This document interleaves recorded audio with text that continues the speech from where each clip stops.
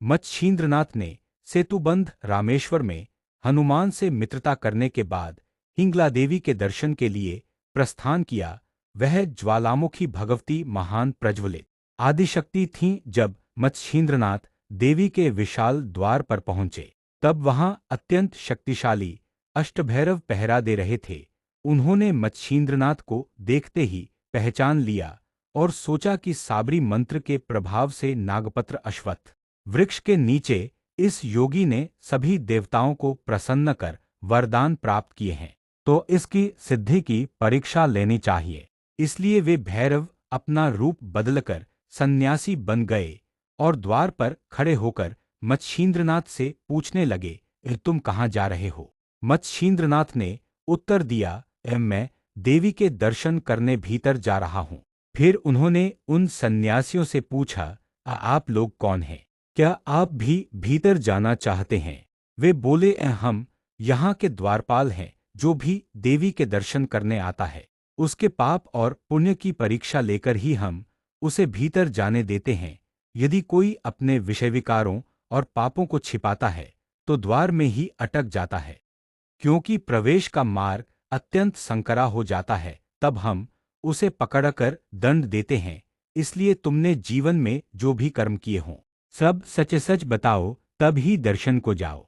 अष्टभैरवों की यह बात सुनकर मच्छिंद्रनाथ बोले, मैं पाप और पुण्य को नहीं मानता। आज तक मैंने जो भी कर्म किए हैं, वे सब ईश्वर की प्रसन्नता के लिए किए हैं। इसलिए मैं पाप पुण्य से अलिप्त हूँ।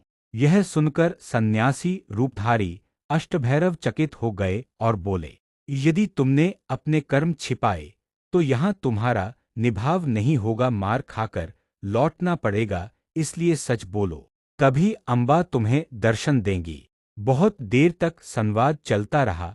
अंत में मच्छिंद्रनाथ बोले, मैं प्राणियों को अनुशासन देने के लिए अवतरित हुआ हूँ। तुम जैसे मच्छरों का प्रताप मैं कैसे मान लूं? यह सुनते ही अष्टभैरव क्रोधित हो उठे। उन्होंने त्रिशूल, फरसा, गांडीव, तलवार, अंकुश, बर्छी, गदा, भाले और कुल्हाड़ियां उठाकर युद्ध की तैयारी कर ली। तब मच्छिंद्रनाथ ने जय जय श्रीदत्त गुरुराज कहकर हाथ में भस्म लिया और मंत्रोच्चार करते हुए कहा, हे वरुण देव, मेरे कार्य में सहायता के लिए तैयार रहो। हे अग्नि, वायु, इंद्र तथा समस्त देवगण, गंधर्व आदि, तुम सब भी मेरी सहायता करो। मैं तुम सबको प्रणाम करता हूँ। ऐसा कहकर उन्होंने मंत्रित भस्म 10 दिशाओं में फेंक दिया। फिर वज्रपंजर प्रयोग कर शरीर पर विभूति लगाई, जिससे उनका शरीर वज्र से भी कठोर हो गया।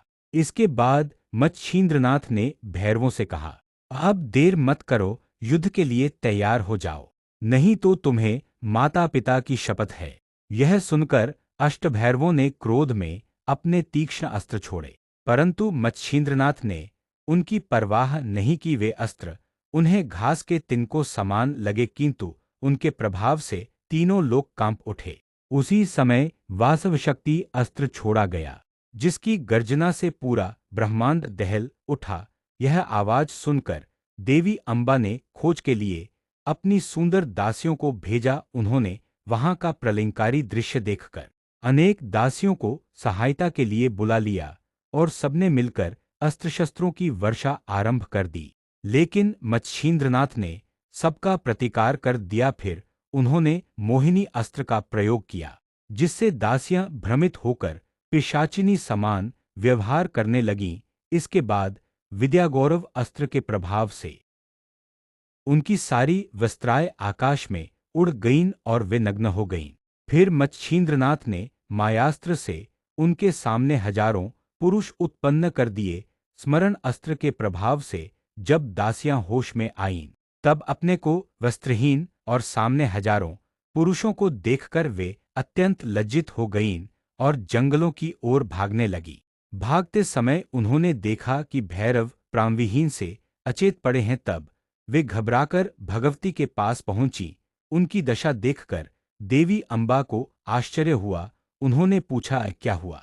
दासियां बोलीं, एक योगी आया है, उसने हमारी यह दुर्दशा कर दी और भैरवों को भी परास्त कर दिया।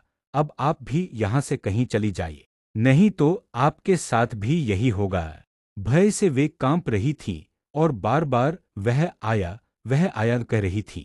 यह सब सुनकर देवी भवानी को बड़ा आश्चर्य हुआ। उन्होंने अपनी दिव्य दृष्टि से देखा तो ज्ञात हुआ कि कविनारायण ने मच्छिंद्रनाथ के रूप में अवतार लिया है। तब देवी ने सबको वस्त्र प्रदान किए और स्वयं मच्छिंद्रनाथ के पास पहुंची। उन्होंने अत्यंत प्रेम से उन्हें हृदय से लगा लिया। मच्छिंद्रनाथ जगन्माता के चरणों में गिर पड़े। अम्बा ने उन्हें उनके पराक्रम की प्रशंसा की। फिर देवी ने उनसे भैरवों को पुनः सचेत करने को कहा। तब मच्छिंद्रनाथ ने वात आकर्षण अस्त्र वापस ले लिया।